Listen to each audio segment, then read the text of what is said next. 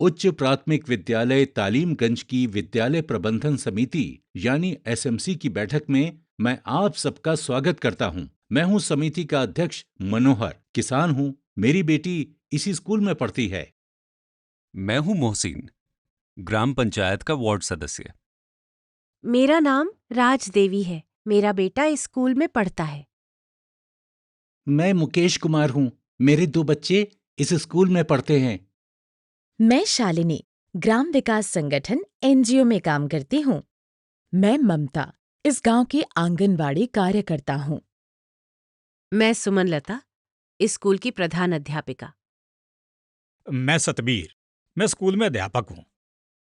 मुझे तो आप सभी जानते ही हैं। मैं हूं सबसे सीधा, सुंदर और शानदार सुरकुमार उर्फ सुरीले। मेरी बेटी स्कूल में पढ़ती है। आपको कौन नहीं जानता सुरीले भैया? तो दोस्तों, ऐसा है कि आज की बैठक में हमारे बीच 2 नए सदस्य हैं, भोलाराम भैया और नसरीन जहां। आप दोनों का स्वागत है। इससे पहले कि हम आज की बैठक की कार्यवाही शुरू करें, हम लोगों को मिलकर भोलाराम और नसरीन जहां को ये बताना चाहिए कि विद्यालय प्रबंधन समिति यानी एसएमसी क्या है और वो क्या-क्या काम करती है। इतना तो मुझे मालूम है कि ये विद्यालय हमारे गांव तालीमगंज में है और इसलिए इस विद्यालय की जिम्मेदारी तालीमगंज वालों की यानी हमारी है। सीधी बात है, विद्यालय गांव का तो जिम्मेदारी भी गांव की। बिल्कुल ठीक कहा तुम लोगों ने। यही सोचकर सभी विद्यालयों में एसएमसी बनाई जाती है कि विद्यालय का प्रबंधन समुदाय के लोगों के ही हाथ में हो। असल में विद्यालय प्रबंधन समिति यानी एसएमसी समुदाय और विद्यालय के बीच एक पुल का काम करती है। एसएमसी के सदस्य के रूप में हम एक बड़ा काम कर रहे हैं। हमारे योगदान से बच्चों को अच्छी शिक्षा मिलेगी। बच्चे अच्छी शिक्षा पाएंगे तो अच्छे नागरिक बनेंगे। अच्छे नागरिक तो अच्छा देश, अच्छा समाज। इस तरह तो एसएमसी के सदस्य के रूप में हमें सिर्फ अपने गांव की ही नहीं बल्कि देश की सेवा करने का मौका मिला है। शुरुआत तो अच्छी हो गई। अब सबसे पहले बात करते हैं कि एसएमसी में कौन-कौन लोग होते हैं और उसका गठन कैसे होता है। एसएमसी के 2 हिस्से हैं, एक है आम सभा और दूसरी है कार्यकारी परिषद। आम सभा में विद्यालय में पढ़ने वाले सभी बच्चों के अभिभावक, विद्यालय के सभी अध्यापक, पंचायत के प्रतिनिधि तथा गणमान्य लोग शामिल होते हैं। बिल्कुल। अब ये आम सभा अपने बीच में से कार्यकारी परिषद चुनती है। इसमें 12 अभिभावक, प्रधान अध्यापक, वरिष्ठ अध्यापक, बाल सांसद के सदस्य और पंचायत प्रतिनिधि आदि सदस्य होते हैं। सदस्यों का कार्यकाल होता है 3 साल का, लेकिन अगर किसी अभिभावक सदस्य के बच्चे संबंधित विद्यालय से दूसरे विद्यालय में चले जाएं, तो उसकी सदस्यता समाप्त हो जाती है। भोला भैया और नसरीन जहां, हमें उम्मीद है कि आप दोनों हमारी बातों को समझ रहे होंगे। यहां तक की बात तो समझ में आ गई। विद्यालय तो हम समझते ही थे, समिति भी समझ में आ गई, लेकिन प्रबंधन। कोई बात नहीं, उसके बारे में भी बात करते हैं। देखिए, जैसा कि नाम से ही पता चलता है, विद्यालय प्रबंधन समिति यानी विद्यालय के प्रबंधन के लिए बनाई गई समिति। विद्यालय का प्रबंधन करना माने विद्यालय की सब गतिविधियों की जिम्मेदारी लेना, ताकि विद्यालय में सब कुछ सही हो, समय से हो, नियम के मुताबिक हो, व्यवस्थित तरीके से हो। हाँ, विद्यालय की योजनाएं ठीक से बने, उन्हें ठीक से लागू भी किया जाए और विद्यालय की गतिविधियों पर नजर रखी जाए। समझ गए भोला भैया और नसरीन जहां प्रबंधन के बारे में? बात तो समझ में आ रही है, लेकिन हम लोग इसे विस्तार में समझना चाहते हैं। अच्छा, तो आप लोगों को लग रहा था कि सिर्फ इतना समझाकर ही आपको छोड़ देंगे। अरे भाई, अभी तो एसएमसी के काम को विस्तार में जानने के लिए हमें सुरीले भाई के 5 स समझने होंगे। 5 स मतलब? सा से शुरू होने वाले 5 शब्द, जैसे कि सा से समिति, सा से सदस्य, सा से समुदाय, वैसे ही सा से शुरू होने वाले 5 शब्द। सुरकुमार सुरीले भाई को तो वैसे भी स से प्रेम है। उन्होंने एसएमसी के सारे कामों और जिम्मेदारियों को 5 स में बांट दिया है। तो फिर भैया बता ही दीजिए ये 5 सा। पहला सा है सीख, दूसरा है सुविधा, तीसरा है स्वास्थ्य और चौथा सा है सुरक्षा। और विद्यालय में ये चारों सा ठीक से लागू हो सकें, इसके लिए है पांचवा सा, यानी सुप्रबंधन। इसी में शामिल है सुनियोजन भी। और सा से समिति भी तो है। उसके बारे में तो बात हो ही गई भैया, वो तो पहले से भी पहला स है। तुम्हारे तरीके से कहें तो स्कूल में समुदाय की सहभागिता के लिए समिति। अरे वाह, एसएमसी को तो बहुत से अधिकार मिले हैं। बिल्कुल भोला भैया, लेकिन अधिकारों के साथ साथ जिम्मेदारियां भी जुड़ी हुई हैं।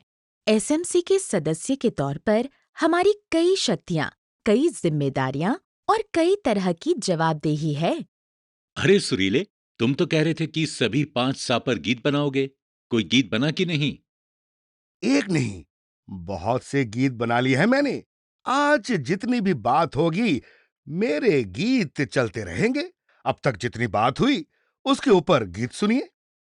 अरे अब सुनाइए भी सुरीले भैया। सीख और सुविधा, स्वास्थ्य सुरक्षा, ये सब देखे समिति हमारी। विद्यालय की हर गतिविधि के सुप्रबंध की जिम्मेदारी। आरटीई में एसएमसी को मिले बहुत अधिकार है, लेकिन अधिकारों के संग आती है जवाबदेही, जिम्मेदारी। अरे वाह, क्या बात है सुरीले भैया। सबसे सरल, सहज, सुंदर और सुरीला, सुरों से सितारे सजा दिया आपने। तो तुम्हें भी मालूम है कि सुरीले से कैसे स करते हुए बात करनी है। दीदी, अब तो ये बात सबको मालूम है। सुरीले ने आगे की बातचीत के लिए माहौल बना दिया है। तो आइए एक एक करके इन सभी 5 स को समझते हैं।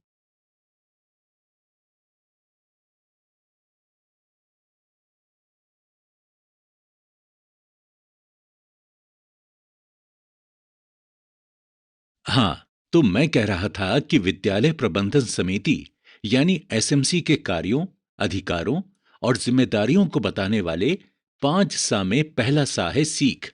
विद्यालय बच्चे के लिए सीखने की, सृजन की जगह है।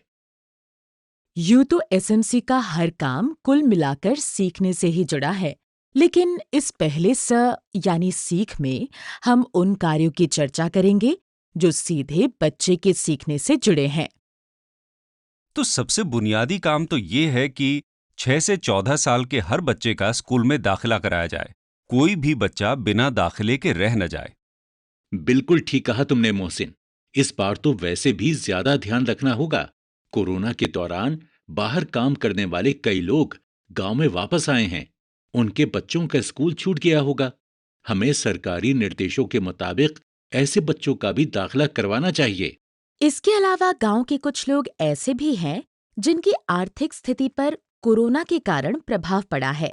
इनमें से कुछ ऐसे भी होंगे जो अब तक अपने बच्चों को प्राइवेट स्कूलों में पढ़ा रहे थे, लेकिन अब शायद ना पढ़ा पाए। तो हमें ऐसे बच्चों पर भी नजर रखनी होगी और उनका दाखिला स्कूल में करवाना होगा। बहुत बढ़िया बात कही शालिनी। हमें गांव में 6 से 14 साल के एक एक बच्चे का दाखिला करवाना होगा और उसके बाद ये भी ध्यान रखना होगा कि दाखिले के बाद सभी बच्चे नियमित रूप से स्कूल आएं। बिल्कुल ठीक। बच्चे का स्कूल में सिर्फ दाखिला हो जाना ही काफी नहीं है, उसकी नियमित उपस्थिति भी जरूरी है। और हाँ, एसएमसी को ये भी देखना चाहिए कि किसी भी बच्चे की पढ़ाई बीच में छूट ना जाए।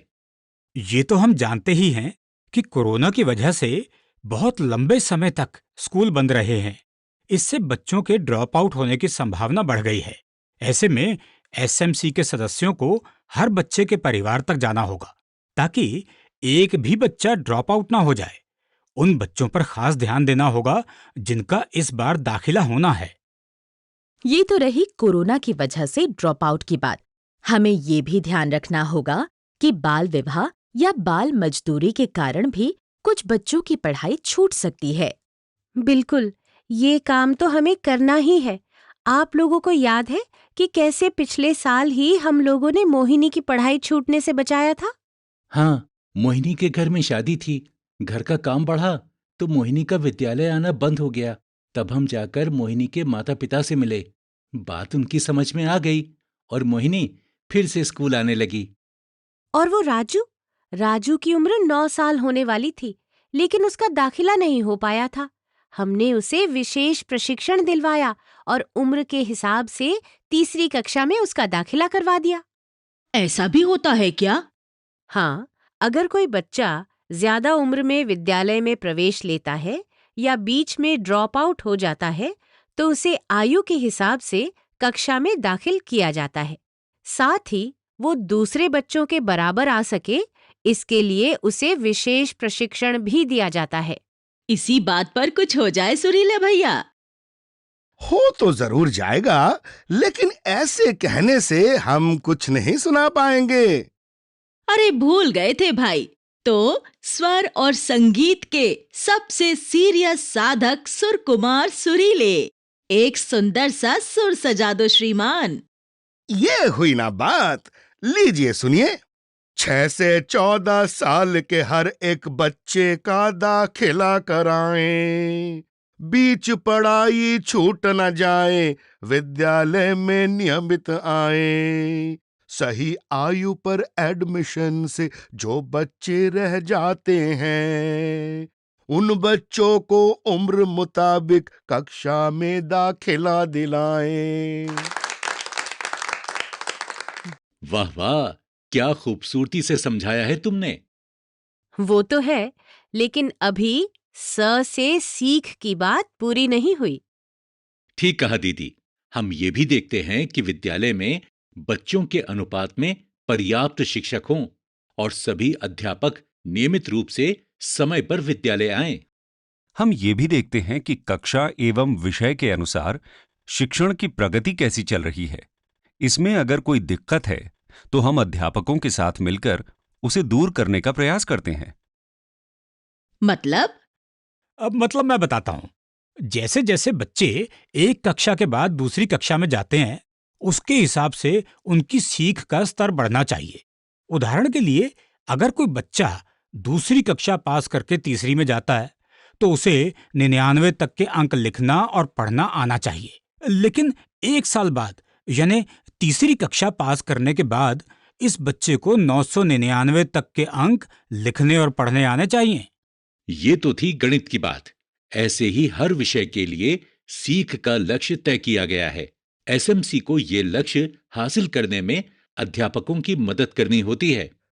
लेकिन अध्यापकों के अलावा दूसरे लोग इसमें कैसे मदद कर सकते हैं? बहुत मदद कर सकते हैं और करते भी हैं।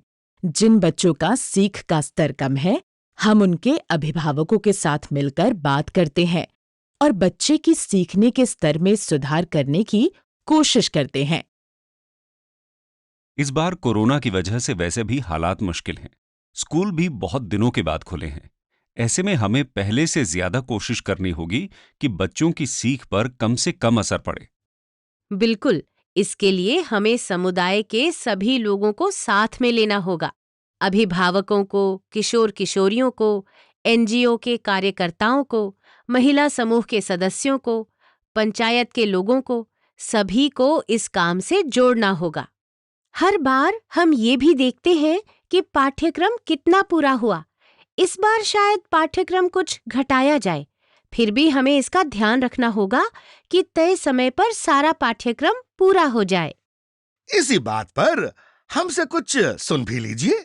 सुनाओ भाई, सुरकुमार सुरीले, सुनाओ। शाला में शिक्षक पूरे हो और समय पर शाला आए, शिक्षण में गुणवत्ता हो और पाठ्यक्रम पूरा करवाएं।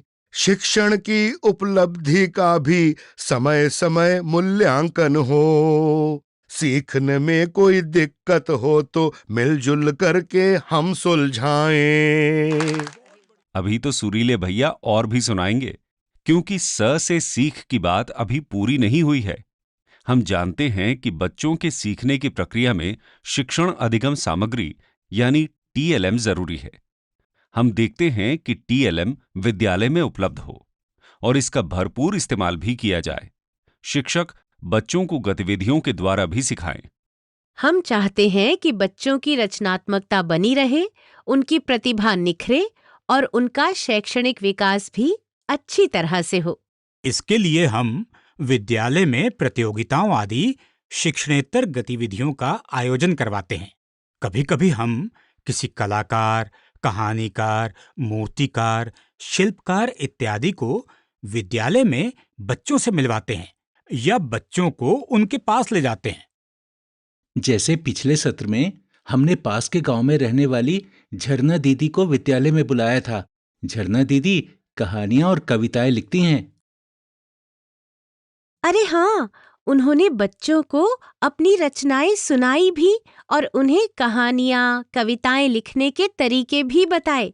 इसके बाद कुछ बच्चों ने कविताएं और छोटी-छोटी कहानियां लिखना भी शुरू कर दिया।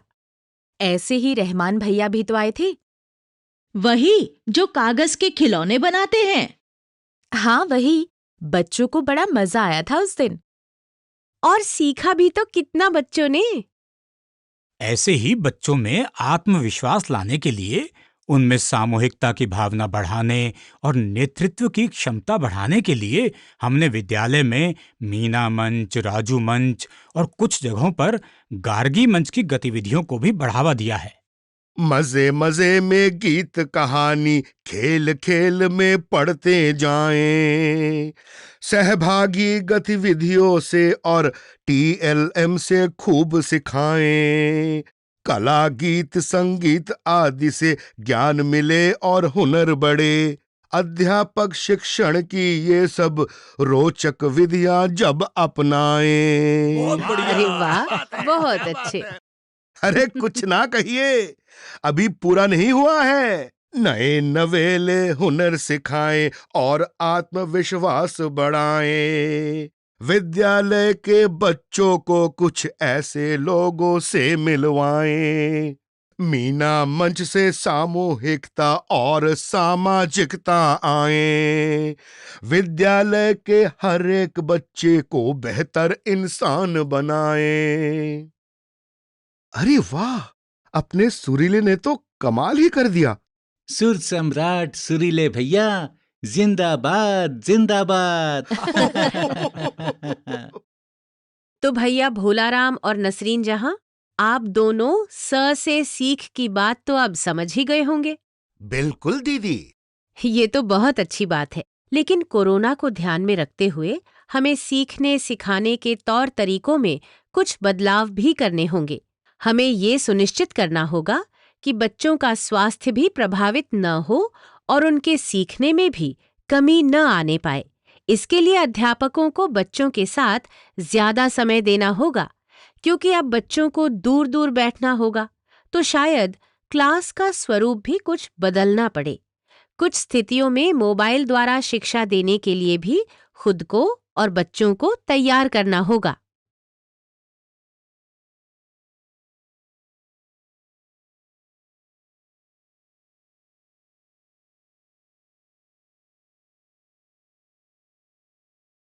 पहला सा यानी सीख तो समझ में आ गया। अगला सा क्या था भाई? इतनी जल्दी भूल गई? अगला स है सुविधा। और सुविधा में ही संरचना यानी निर्माण भी शामिल है, और इसी में शामिल है सामग्री। सुविधा यानी संरचना, सुविधा और सामग्री तीनों। तो सबसे पहले बात संरचना की। संरचना माने निर्माण, टूट फूट की मरम्मत, मेंटेनेंस से जुड़े हुए काम। विद्यालय में कोई भी नया निर्माण हो, टूट फूट की मरम्मत करवानी हो या रंग रोगन, इन सब के लिए भी एसएमसी को योजना बनानी होती है और उसे अमल में भी लाना होता है। जैसे कि पिछले साल विद्यालय में एक नया कमरा बनवाया गया। उसके पिछले साल विद्यालय की 4 दीवारें टूट गई थी, उसे ठीक करवाया गया। इसके अलावा मरम्मत और रंग रोगन तो नियमित रूप से होता ही है। एक बात तो आप भूल ही गए गुरुजी, खास जरूरत वाले बच्चों के लिए स्कूल में खास शौचालय भी तो बनवाया गया है। और कोरोना को ध्यान में रखते हुए इस बार बच्चों के हाथ धोने के लिए बिना हाथ लगाए पैर से चलने वाले नलों की व्यवस्था भी तो करनी है। ऐसे तो बहुत काम है। मध्याह्न भोजन वाली रसोई में टाइल लगवाई गई है, नालियों की मरम्मत हुई है, लाइब्रेरी की नई अलमारियां आई हैं, कुछ फर्नीचर भी आया है। अरे बस बस, अब सारे काम गिनाओगे क्या? अगर नहीं गिनाएंगे तो अपने काम और जिम्मेदारियों के बारे में ये नए सदस्य जान कैसे पाएंगे? ये बात तो सही है। तो भाई भोलाराम और नसरीन, पिछले साल हमने रसोई और भोजन के स्थान की मरम्मत करवाई। और वो खेल का मैदान भी तो उबड़ खाबड़ था, बरसात में उसमें पानी भी भर जाता था, उसे भी तो एसएमसी ने ठीक करवाया। बच्चों के समुचित विकास के लिए पढ़ाई के साथ खेलकूद भी तो जरूरी है। हम लगातार ये भी देखते हैं कि शौचालय ठीक हालत में है या नहीं। इसी तरह बच्चों के बैठने की व्यवस्था, पीने का पानी, बिजली की व्यवस्था, इन सब पर भी ध्यान रखते हैं। इस बार तो कोरोना की वजह से वैसे भी बच्चों के दूर दूर बैठने की व्यवस्था करनी है। हाथ धोने की ऐसी व्यवस्था करनी होगी जिसमें बच्चों को नल पर हाथ न लगाना पड़े। पूरे स्कूल को सैनिटाइज करने की व्यवस्था भी करनी है। बच्चों की मदद से क्यारियां, किचन गार्डन आदि बनवाए। इससे विद्यालय के सौंदर्यीकरण में मदद भी मिली और किचन गार्डन से मिड डे मील के लिए थोड़ी बहुत सब्जियां, धनिया मिर्च वगैरह भी मिलने लगी। सुविधा का ही एक हिस्सा है सामग्री। विद्यालय में कई तरह की सामग्री आती है, जैसे कि शिक्षण अधिगम सामग्री यानी टीएलएम, मध्याह्न भोजन की सामग्री, बच्चों को निःशुल्क वितरित की जाने वाली यूनिफॉर्म, स्कूल बैग और स्टेशनरी, सैनिटरी नैपकिन वगैरह। इस बार तो कोरोना के कारण साफ सफाई के सामान और हाथ धोने के साबुनों की व्यवस्था तो ज्यादा मात्रा में करनी ही पड़ेगी। साथ ही सैनिटाइजर और डिसइंफेक्टेंट, फर्स्ट एड बॉक्स और बिना शरीर पर लगाए शरीर के तापमान की जांच करने वाला थर्मल स्कैनर आदि सामग्री की व्यवस्था भी करनी होगी। एसएमसी को ये देखना होता है कि जरूरत की हर सामग्री सही समय पर और पर्याप्त मात्रा में उपलब्ध हो, उसकी सही तरीके से देखरेख हो और उसका नियम के अनुसार सही इस्तेमाल हो। तो इस तरह सुविधा का मतलब उन सारी सुविधाओं, संरचनाओं और सामग्री से है जो विद्यालय के प्राथमिक कार्य और हमारे पहले सा यानी सीख में मदद करती हैं। सा से सुविधा अगर पूरा हो गया हो तो मैं कुछ सुनाऊं? अरे बिल्कुल सुनाओ भाई, तुम्हारे गीत के बिना तो बात पूरी ही नहीं होगी। टूट फूट की करे मरम्मत या फिर करना हो निर्माण, बिजली पानी शौचालय हो या फिर खेलों का मैदान, यूनिफॉर्म या बैग किताबें एमडीएम की सामग्री, विद्यालय में ठीक रहे सब, एसएमसी ये रखती ध्यान। बहुत बढ़िया।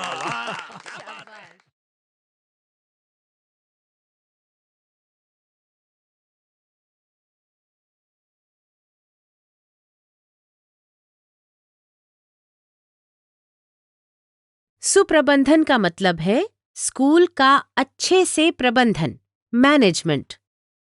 सुरीले भैया के हिसाब से कहें तो एसएमसी को ये देखना है कि विद्यालय का हर काम सही, समयबद्ध, सुनियोजित और सुव्यवस्थित तरीके से हो। अरे वाह शालिनी, तुमने तो सुरीले की स को बहुत अच्छे तरीके से अपना लिया है। बहुत बढ़िया। तो भाई चलिए सुप्रबंधन की बात शुरू करें। और सुप्रबंधन की बात शुरू होगी सुनियोजन से। सुनियोजन माने अच्छी तरह से नियोजन। नियोजन करना मतलब योजना बनाना। विद्यालय की सब गतिविधियां ठीक तरीके से चलें, इसके लिए जरूरतों का अनुमान लगाना, उनके हिसाब से योजना बनाना, ये हुआ सुनियोजन।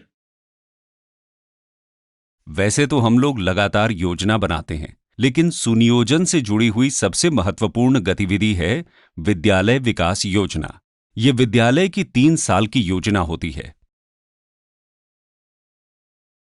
पिछले साल ही तो हमने विद्यालय की जरूरतों का अनुमान लगाते हुए विद्यालय विकास योजना बनाई है। इस योजना में ये अनुमान लगाया जाता है कि अगले 3 साल में विद्यालय की जरूरतें क्या हैं और उसके अनुसार प्रस्ताव बनाया जाता है, वित्तीय मांग की जाती है। सुनियोजन से ही समिति बच्चों को दी जाने वाली निशुल्क पाठ्य पुस्तकों, ड्रेस, टीएलएम तथा विद्यालय की सामग्री आदि की आवश्यकताओं का हिसाब रखती है। समिति ये भी देखती है कि विद्यालय को जो संसाधन मिले हैं उनका नियम के अनुसार उपयोग हो। लेकिन सिर्फ योजना बनाना ही समिति का काम नहीं है। समिति को ये भी देखना होता है कि विद्यालय विकास योजना और दूसरी सभी योजनाओं का समय पर और नियम के अनुसार क्रियान्वयन हो। इसके साथ ही विद्यालय का कोष विकसित करना और संसाधन जुटाना भी समिति का ही काम है।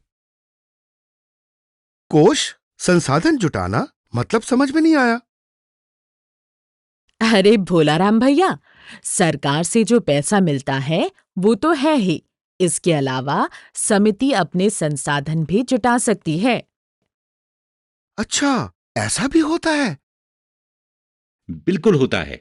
एक उदाहरण से बात समझाते हैं।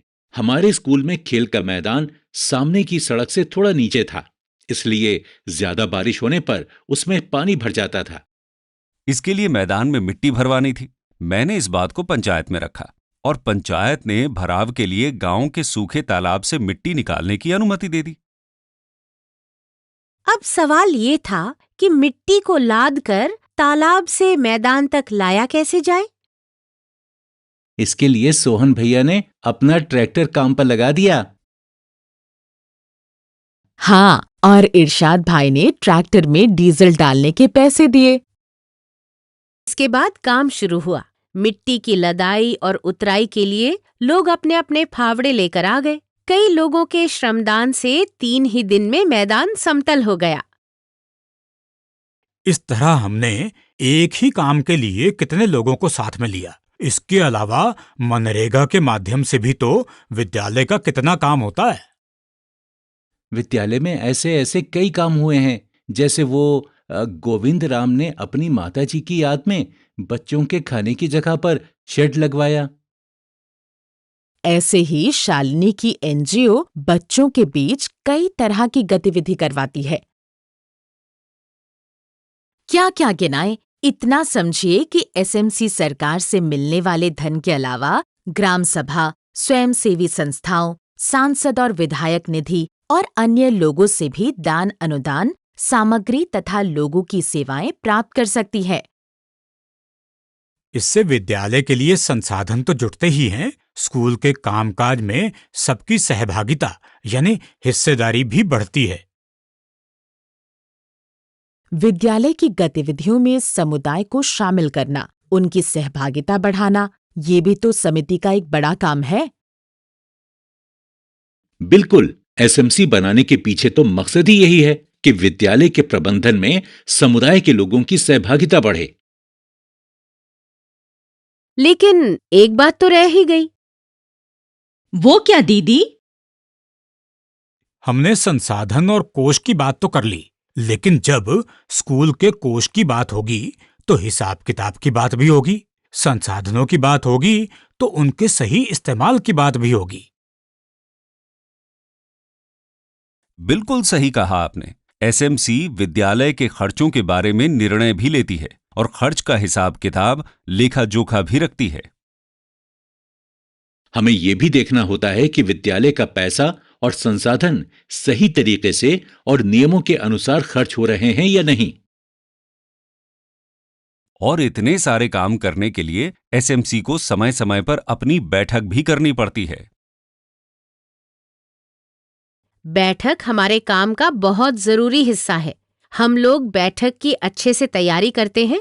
सबकी सुविधा के हिसाब से बैठक का दिन, समय और तारीख ये सब तय किया जाता है। हम ध्यान रखते हैं कि बैठकें नियमित हों और सभी सदस्य बैठक में भाग लें।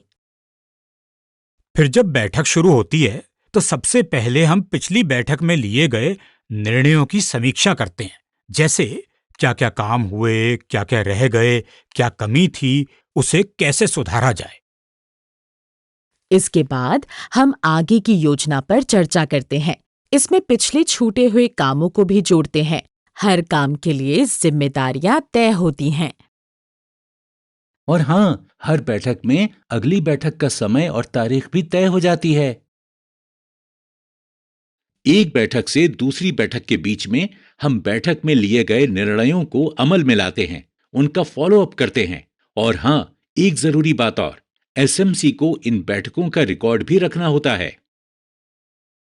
तो भैया, सारी बातें हो गई सुप्रबंधन के बारे में। देखते हैं कि सुरीले का गीत तैयार है या नहीं। हमारा गीत हर समय तैयार रहता है, सुनिए। विद्यालय का विकास कैसे हो, ये सब योजना बनाएं। जितना भी हो सके समिति से अपने संसाधन भी जुटाएं। ठीक रहे सब कागज पत्तर, जमा खर्च का रखे हिसाब। 3 साल की बने योजना, उसका पालन भी करवाएं। तो भाई, विद्यालय प्रबंधन समिति यानी एसएमसी के कार्यों और जिम्मेदारियों के बारे में हम लोगों ने चर्चा तो खूब विस्तार से की, लेकिन नए सदस्यों को कुछ समझ भी आया या नहीं? सब कुछ अच्छी तरीके से समझ में आ गया भैया। सबने खूब अच्छे तरीके से समझाया। और जो कुछ कमी थी उसे सुरीले भैया के गीतों ने पूरा कर दिया। आप सभी लोगों का धन्यवाद।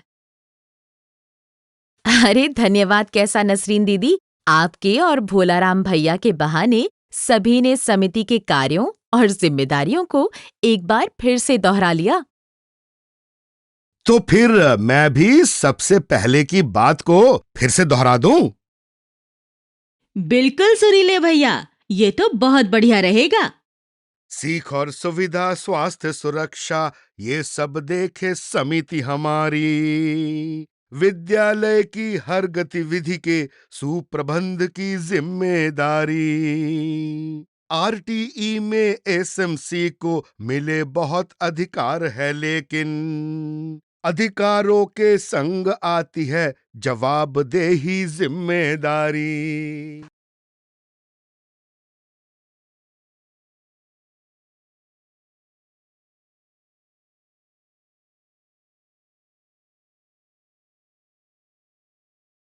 अगला स है स्वास्थ्य। इसी में शामिल हैं सुपोषण भी और स्वच्छता भी। बात भी ठीक है, सुपोषण और स्वच्छता दोनों ही सीधे स्वास्थ्य से जुड़े हुए हैं। इसमें सबसे पहले बात करते हैं स्वच्छता की। हम ध्यान रखते हैं कि स्कूल में लड़के और लड़कियों के लिए अलग अलग शौचालय हों। शौचालय चालू हो, साफ सुथरे हों और उनमें पानी की व्यवस्था भी हो। और हाँ, बच्चे हर बार उनका ही इस्तेमाल करें। अब जब शौच की बात आई तो साबुन की बात भी आएगी। शौच जाने के बाद और मध्याह्न भोजन से पहले सभी बच्चे साबुन और पानी से अच्छी तरह से हाथ धोएं। हम ध्यान रखते हैं कि सब बच्चे साबुन पानी से हाथ धोएं। और हम ये भी ध्यान रखते हैं कि विद्यालय में हाथ धोने के स्थान पर साबुन रखा भी हो, नहीं तो बच्चे हाथ कैसे धोएंगे। एसएमसी को यह भी देखना होता है कि विद्यालय के सभी कक्षों में नियमित सफाई तथा समय समय पर रंगाई पुताई हो, कमरों में हवा और रोशनी उपलब्ध हो, विद्यालय परिसर में पानी जमा न हो, निकासी की समुचित व्यवस्था हो। और इससे भी जरूरी ये है कि बच्चों को व्यक्तिगत साफ सफाई के बारे में और अपने आसपास की साफ सफाई के बारे में बताया जाए। और मिड डे मील बनाते समय स्वच्छता और सुरक्षा पर विशेष ध्यान दिया जाए। तो इसी बात पर हम कुछ सुनाएं। अरे बिल्कुल, हम तो कहने ही वाले थे। बच्चे शौचालय में जाएं, फिर साबुन से हाथ धुलाएं। नाली से गंदे पानी को परिसर से बाहर ले जाएं। भोजन बने सफाई से हो, स्वच्छ पेयजल पीने को। साफ सफाई और सेहत के बारे में सबको समझाएं। बहुत अच्छे से सारी बात बता दी आपने सुरीले भैया, लेकिन एक जरूरी बात और है। वो जरूरी बात है बड़ी होती किशोरियों के लिए माहवारी प्रबंधन। अरे हाँ, बढ़ती बच्चियों के लिए हमने सैनिटरी नैपकिन की व्यवस्था भी तो कराई। बच्चियों को पैड बदलने में सुविधा हो, इसके लिए बाथरूम को भी ठीक करवाया। और साथ ही सैनिटरी नैपकिन के निस्तारण की भी उचित व्यवस्था की गई। AWW बहन और ANM दीदी ने बच्चियों को माहवारी प्रबंधन के बारे में भी तो बताया। और इसका परिणाम ये हुआ कि अब माहवारी के दिनों में बच्चियों का स्कूल नहीं छूटता। सुरीले भैया, इस बात पर भी आपकी ओर से कुछ होना चाहिए। बिल्कुल, हम तो हर समय तैयार है। लो सुनो, माहवारी होने पर बच्ची क्या क्या करे बताया जाए। पैड दिलाए, जगह बनाए, निस्तारण का करे उपाय। मासिक का हो ठीक प्रबंधन, हर एक बिटिया स्वस्थ रहे। एक दिन भी स्कूल न छूटे, ऐसे सारे करो उपाय। अरे वाह, बहुत बढ़िया। कितने सहज शब्दों और सुंदर शैली में सुर लगाया सुरीले भैया ने। ये तो हुई माहवारी प्रबंधन की बात। अब चर्चा करते हैं स से स्वास्थ्य के तहत आने वाली एक और बात, यानी सुपोषण की। सही बात है, सेहत की बात पोषण के बिना कैसे पूरी हो सकती है? तो हम देखते हैं कि बच्चों को मिलने वाला मध्याह्न भोजन मेन्यू के अनुसार बने, उसे साफ सफाई के साथ बनाया जाए। बच्चों में आयरन की कमी ना होने पाए, इसके लिए उन्हें आयरन की गोलियां दी जाएं और बच्चे इन्हें खाएं भी। इसी तरह निःशुल्क दी जाने वाली कीड़े की दवा भी बच्चों के लिए उपलब्ध हो। हमारी कोशिश रहती है कि पोषण, एनीमिया तथा माहवारी प्रबंधन के बारे में अध्यापकों, अभिभावकों और बच्चों को जानकारी मिले और वे इस जानकारी को व्यवहार में भी उतारें। तो सुपोषण की स्वादिष्ट बात पर हो जाए सुरीले भैया की सरगम। हम तो तैयार है हरदम। मेन्यू के अनुसार हो भोजन, साफ सफाई से बनवाएं।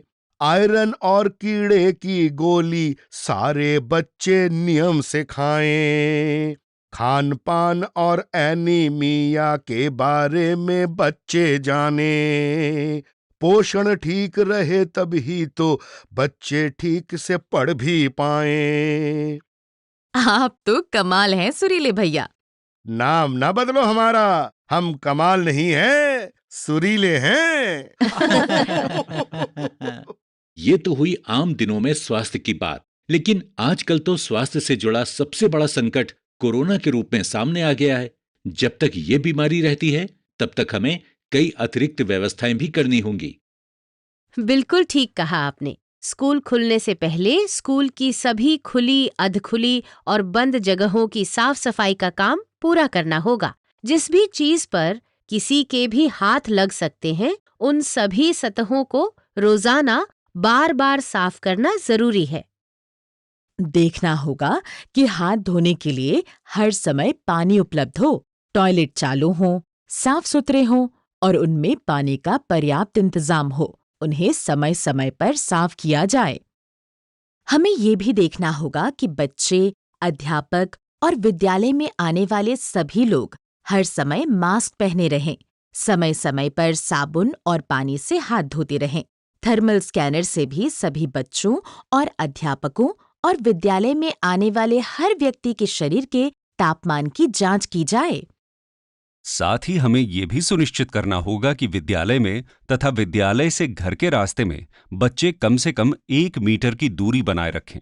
घर से बाहर निकलने से पहले मास्क पहन लें और रास्ते में, विद्यालय में पूरे समय और वापस घर जाने के रास्ते में मास्क पहने रहें।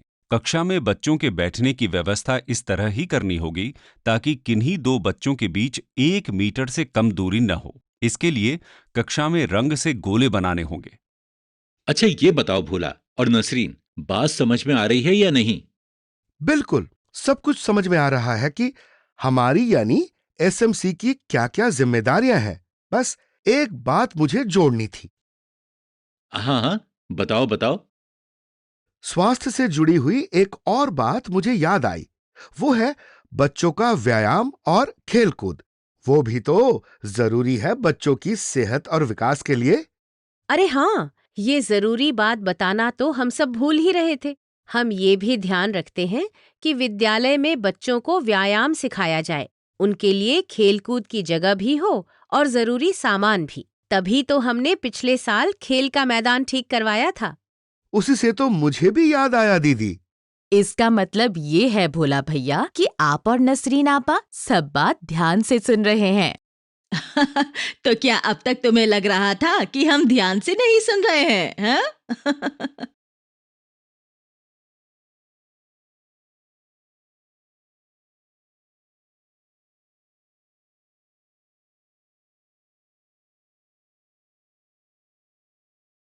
अब हम बात करेंगे सुरक्षा के बारे में।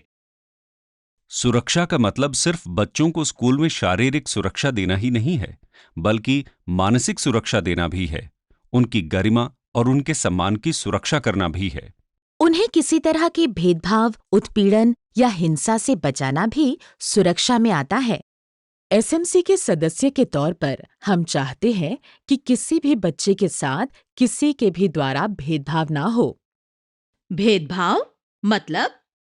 जाति या धर्म के आधार पर भेदभाव, लड़का लड़की के आधार पर भेदभाव, भाषा, खान पान या पहनावे के आधार पर भेदभाव, शारीरिक स्थिति के आधार पर भेदभाव, अमीरी गरीबी के आधार पर भेदभाव, दूसरे राज्य या शहर से आए बच्चे के साथ भेदभाव या किसी भी आधार पर बच्चे के साथ भेदभाव नहीं होना चाहिए। आजकल तो ये भी ध्यान रखना पड़ेगा कि कहीं किसी कोरोना प्रभावित परिवार के बच्चों के साथ भेदभाव ना हो। स्कूल का माहौल ऐसा हो जिसमें हर बच्चे की गरिमा और सम्मान बना रहे। बच्चे को स्कूल में किसी प्रकार की हीन भावना ना हो। हाँ, और हर बच्चे को शिक्षा और विकास के बराबर अवसर मिले। हर बच्चे के पास विद्यालय की तमाम गतिविधियों में भाग लेने का और अपनी बात को कहने का अधिकार हो। हमें ये भी ध्यान रखना होता है कि खास जरूरत वाले बच्चों का खास ध्यान रखा जाए। हाँ, जैसे वो अपना शानू है ना, उसे चलने में दिक्कत है, और वो समीना जो ठीक से देख नहीं पाती। हम ध्यान रखते हैं कि इन्हें स्कूल में कोई असुविधा ना हो। अध्यापक और बच्चे इनकी मदद करें और इनके साथ दूसरे बच्चों जैसा ही व्यवहार करें। एक बात और, बच्चे विद्यालय में प्रसन्न रहें और उन्हें कोई डर न हो। डर? किस तरह का डर? किससे डर? डर कई तरह का हो सकता है। स्कूल में अध्यापकों की डांट या पिटाई का डर, अध्यापकों या बच्चों द्वारा मजाक उड़ाने का डर। एसएमसी को बच्चों की सुरक्षा पर भी ध्यान रखना होता है। जैसे कि चोट या दुर्घटना के खतरे से बचाना। सिर्फ स्कूल के भीतर ही नहीं, घर से स्कूल के रास्ते में भी हमें बच्चों की सुरक्षा का ध्यान रखना होता है। अभी 2 साल पहले की बात है। मोनू स्कूल आते समय खुले गड्ढे में गिर गया था। तब हमने उस गड्ढे को बंद करवाया। और वो चंदन, उसे बिजली का करंट लग गया था। वो खुला तार भी तो हटवाया हमने। स्कूल आते जाते समय बच्चों के साथ छेड़छाड़, यौन हिंसा का डर भी तो रहता है। कुल मिलाकर एसएमसी को यह देखना होता है कि स्कूल में या स्कूल के रास्ते में बच्चों को किसी तरह के भेदभाव, हिंसा, शारीरिक मानसिक उत्पीड़न या शोषण का अनुभव ना हो। और हाँ, हमारी ये भी कोशिश रहती है कि गांव में बाल श्रम और कम उम्र में शादी की कोई घटना न हो। इसका सीधा असर बच्चों की शिक्षा पर पड़ता है। इसी बात पर एक सुरीली तान सुन लीजिए। तो फिर सुरीले भैया, सुना दीजिए समिति के बारे में सबसे सुरीली तान। हर एक बच्चा विद्यालय में बराबरी के अवसर पाए, भेदभाव या उत्पीड़न या शोषण का भय नहीं सताए, दंड न हो, अपमान न हो कोई हीन भावना, किसी तरह का डर ना हो, सब खुशी खुशी विद्यालय आए। अरे वाह, शाबाश।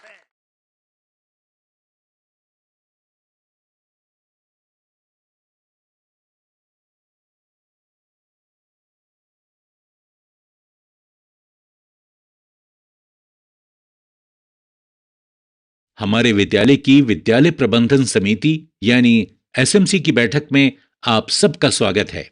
इस बार की बैठक बहुत लंबे समय के बाद हो रही है और कोरोना के संकट के कारण इस बार विद्यालय भी लंबे समय के बाद खुल रहा है। इस कोरोना महामारी ने सब कुछ बदल कर रख दिया है।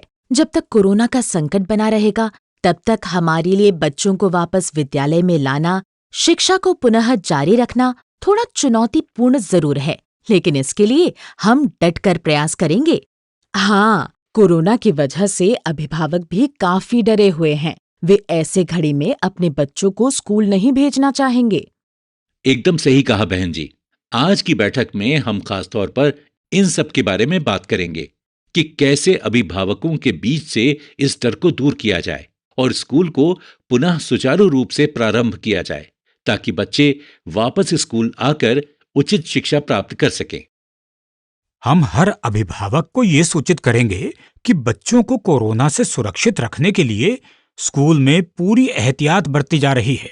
हम ये सुनिश्चित करेंगे कि बच्चों का स्वास्थ्य भी प्रभावित ना हो और उनके सीखने में भी कमी ना आने पाए। इसके लिए टीचरों को बच्चों के साथ ज्यादा समय देने की जरूरत पड़ सकती है। ये सही कहा आपने। अगर अभिभावक अपने बच्चों को लेकर सुरक्षित महसूस करेंगे, तभी तो उन्हें वापस स्कूल भेजना चाहेंगे। स्कूली शिक्षा बच्चों के लिए बहुत महत्वपूर्ण है। गांव के हर बच्चे का सही उम्र में स्कूल में दाखिला सुनिश्चित करना भी जरूरी है। आखिरकार हर बच्चे के जीवन तथा आचरण का मूल आधार शिक्षा ही तो है। हाँ, बच्चे पढ़ेंगे तभी तो अपने सपने पूरे कर सकेंगे। हाँ, पर हमें यह भी याद रखना है कि अभिभावकों की पूरी सहमति के बाद ही बच्चों को स्कूल आने की अनुमति दी जाएगी। इसके लिए हमें हर अभिभावक से लिखित रूप में सहमति लेनी होगी। बच्चे इस कोरोना महामारी में काफी प्रभावित हुए हैं। उन्हें कई महीनों से घर के अंदर रहना पड़ा है। उनका स्कूल 7 से भी ज्यादा महीनों से बंद चल रहा है, जिससे उनका अपने दोस्तों के साथ खेलना कूदना, मिलना जुलना और बातचीत करना सब कुछ छूट गया है। इससे बच्चों पर मानसिक प्रभाव पड़ा होगा, जो उनके विकास पर भी असर डाल सकता है। सही कहा। इसीलिए स्कूल को बच्चों के लिए सबसे अच्छी जगह माना जाता है, जहां वे खुलकर दोस्तों के साथ खेलते हैं, सीखते हैं और अपने आप को खुश महसूस करते हैं। सही कहा। हम इस बार बच्चों को पहले की अपेक्षा ज्यादा सुरक्षा व बेहतर वातावरण प्रदान करने का प्रबंध करेंगे। उन्हें खेलने कूदने व मनोरंजन के लिए अतिरिक्त सुविधाएं भी मुहैया कराएंगे, जिससे उनके अंदर हर रोज स्कूल आने की इच्छा बनी रहे। हमें शिक्षा के अलावा उनके मनःस्थिति को समझना और उनसे बातचीत करना जरूरी है। केवल उनका पाठ्यक्रम पूरा करने पर ही ध्यान नहीं रखना है, बल्कि टीचर को अतिरिक्त समय देकर उनके सीखने के स्तर को बढ़ाने की जरूरत है। केवल टीचर को ही नहीं, बल्कि स्कूल काउंसलर और स्वास्थ्य कार्यकर्ता आदि को बच्चों की भावनात्मक सुरक्षा सुनिश्चित करने के लिए एकजुट होकर काम करने की जरूरत है।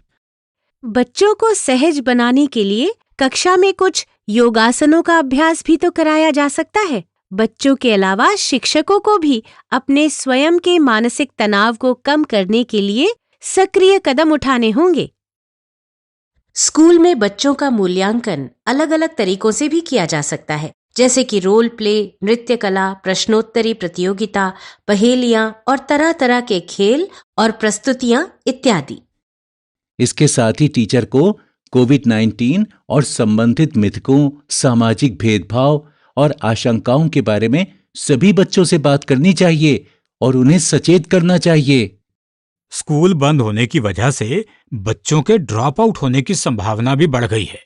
हमें ये भी सुनिश्चित करना होगा कि कोई भी बच्चा ड्रॉप आउट ना होने पाए। हाँ, इसके अलावा गांव के कुछ लोग ऐसे भी हैं जिनकी आर्थिक स्थिति पर कोरोना के कारण प्रभाव पड़ा है। इनमें से कुछ ऐसे भी होंगे जो अब तक अपने बच्चों को प्राइवेट स्कूलों में पढ़ा रहे थे, लेकिन अब शायद ना पढ़ा पाए। तो हमें ऐसे बच्चों पर भी नजर रख उनका दाखिला स्कूल में करवाना पड़ेगा। बहुत बढ़िया बात कही शालिनी। हमें इस बात की जिम्मेदारी लेनी है कि गांव में 6 से 14 साल का हर एक बच्चा नियमित रूप से वापस स्कूल आए। बिल्कुल ठीक। इसके अलावा जैसा कि हम जानते हैं कि इस लॉकडाउन के दौरान भी बच्चों की ऑनलाइन कक्षाएं चलाई गईं, परंतु कुछ परिवार ऐसे भी थे जिनके बच्चे इससे वंचित रह गए। हमें उन्हें वापस स्कूल आने के बाद उन पर विशेष ध्यान देना है और उनका पाठ्यक्रम अलग से पूरा कराने की कोशिश की जाएगी ताकि वे भी अन्य बच्चों के बराबर आ सकें। बच्चों के दाखिले के बारे में हमें एक और बात याद रखनी है। वो क्या राजदेवी? कोरोना के दौरान बहुत सारे प्रवासी मजदूरों के परिवार गांव में वापस आए हैं। उनके बच्चों का स्कूल छूट गया होगा। उन परिवारों से खासकर बात करेंगे और उनके बच्चों का पुनः दाखिला उचित कक्षा में कराएंगे ताकि उनकी पढ़ाई जारी रखी जा सके। इन सब के साथ ही हमें जरूरतमंद बच्चों जैसे कि बेघर, दिव्यांग और कोविड-19 के कारण मृत या अस्पताल में भर्ती होने वाले परिवार पर भी विशेषकर ध्यान देने की जरूरत है। हाँ, इन सब के अलावा हमें यह भी ध्यान रखना है कि बाल विवाह या बाल मजदूरी के कारण भी कुछ बच्चों की पढ़ाई छूट सकती है। विशेषकर हमें लड़कियों पर ज्यादातर ध्यान देना पड़ेगा और अभिभावकों से चर्चा करनी होगी कि शिक्षा लड़का और लड़की दोनों के लिए जरूरी है। शिक्षकों और माता-पिता व छात्रों के बीच सप्ताह में कम से कम 2 से 3 बार किसी न किसी तरह बातचीत करना बहुत जरूरी है, जिससे बच्चों की घर पर भी सीखने सिखाने की प्रक्रिया जारी रहे। ये तो तुमने बहुत जरूरी बात याद दिलाई। इसके अलावा हम ये भी देखेंगे कि बच्चों को स्कूल से मिलने वाली सभी सुविधाएं नियमित रूप से मिलती रहें, जैसे कि मिड डे मील, छात्रवृत्ति, मुफ्त ड्रेस, किताबें आदि। इन सब के अलावा एक बात और, शिक्षकों और छात्रों को प्रज्ञता दिशा निर्देश का उपयोग करने के बारे में भी बताया जा सकता है ताकि वे डिजिटल और ऑनलाइन शिक्षा के बारे में भी जागरूक हो सकें। और हाँ, साथ ही छात्रों और अभिभावकों को इंटरनेट के माध्यम से दीक्षा ऐप के द्वारा सामग्री के पीछे दिए गए QR कोड की मदद से डाउनलोड किए जाने वाले पाठ्यक्रम सामग्री या पुस्तकों के बारे में भी सूचित करना होगा, जिससे वे आसानी से इसे प्राप्त कर सकें। तो भाई, ये तो रही बच्चों को वापस स्कूल ले आने व उनके दाखिले की बात। लेकिन कोरोना की इस महामारी की स्थिति में बच्चों की सुरक्षा भी हमारी सबसे बड़ी जिम्मेदारी है। जब तक ये बीमारी रहती है, तब तक हमें स्कूल में कई अतिरिक्त व्यवस्थाएं भी करने की जरूरत है। बिल्कुल ठीक कहा आपने। स्कूल खुलने से पहले स्कूल की सभी खुली, अधखुली और बंद जगहों की साफ सफाई का काम पूरा करवाएंगे। जिस भी चीज पर किसी के भी हाथ लग सकते हैं, उन सभी सतहों को रोजाना बार बार साफ करना जरूरी है। हमें ये भी देखना चाहिए कि बच्चे, टीचर और विद्यालय में आने वाले सभी लोग हर समय मास्क पहने रहें, समय समय पर साबुन और पानी से हाथ धोते रहें, थर्मल स्कैनर से सभी बच्चों और टीचरों और विद्यालय में आने वाले हर व्यक्ति के शरीर के तापमान की जांच की जाए। कक्षा में बच्चों के बैठने की व्यवस्था इस प्रकार हो कि 2 बच्चों के बीच कम से कम 2 गज की दूरी हो। ये दूरी प्रार्थना यानी असेंबली के समय, खेलकूद के समय, लाइब्रेरी में और घर से विद्यालय आने जाने के समय भी बनी रहे। बच्चे खेल भी इस तरह के खेलें जिसमें वे एक दूसरे के निकट न आएं और उन्हें किसी भी बच्चे की छुई हुई किसी चीज जैसे कि गेंद आदि को छूना ना पड़े। जिन विद्यालयों में स्कूल बस आदि वाहन से बच्चे आते हैं, वहां वाहन में भी बच्चों के बीच कम से कम 2 गज की दूरी रहे। बच्चे हर समय मास्क पहने रहें तथा वाहन को डिसइंफेक्ट करने की व्यवस्था भी करेंगे। ये तो रही बच्चों के सुरक्षा की बात। इसके साथ ही एक अहम बात और, हमें बच्चों और अभिभावकों को कोरोना के लक्षणों के बारे में जानकारी भी देनी होगी। कोरोना से प्रभावित व्यक्ति को खांसी, जुकाम और बुखार आता है। किसी किसी को सांस लेने में दिक्कत भी होती है। ये लक्षण दिखते ही उस व्यक्ति को अपने आप को घर के अन्य लोगों से अलग कर लेना चाहिए और स्वास्थ्य कार्यकर्ताओं से संपर्क करना चाहिए। इन सब बातों से अभिभावकों के बीच भी सतर्कता बढ़ेगी और वो अपना और परिवार का ध्यान रख सकेंगे। आज की बैठक में जो भी बातें तय की गईं, उन्हें हम जल्द ही अमल में लाएंगे ताकि स्कूल व्यवस्थित तरीके से शुरू हो सके।